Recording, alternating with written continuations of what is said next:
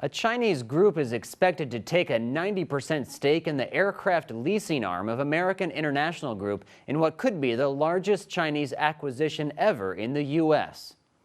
Experts say the deal is likely to be approved by both governments, which is led by New China Trust, the investor group who signed an agreement with AIG to pay $4.23 billion for 80.1% of the International Lease Finance Corporation, the world's second largest aircraft leasing company by fleet.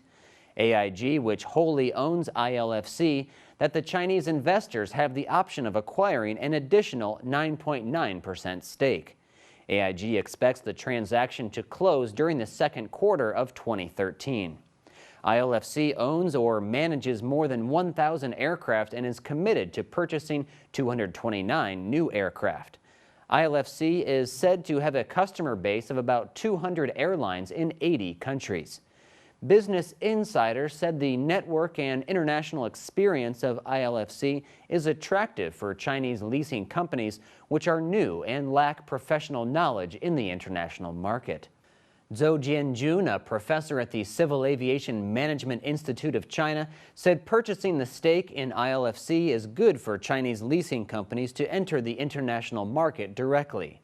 Zhou said that strong domestic demand in China will support the aircraft leasing business while the global aviation industry stabilizes.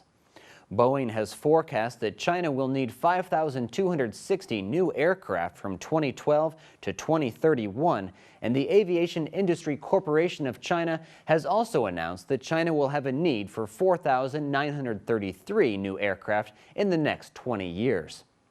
Wang Yuqui, Boeing China's vice president of communications, said that for airlines, airline manufacturers, and leasing companies, the China market is the world's fastest growing.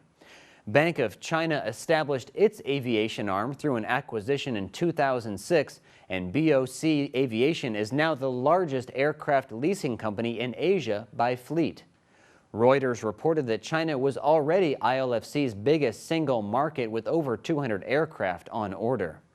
ILFC saw a $39 million operating profit in the third quarter of 2012 against a $1.3 billion loss during the same period in 2011, according to ILFC's finance report. AIG said that under the new owners, ILFC will retain operational independence. It is not the only Chinese large acquisition recently. The Canadian government approved CNOOC's $15.1 billion bid for Nexen, a Canadian energy company, last week, and once complete will be the largest overseas acquisition by a Chinese enterprise.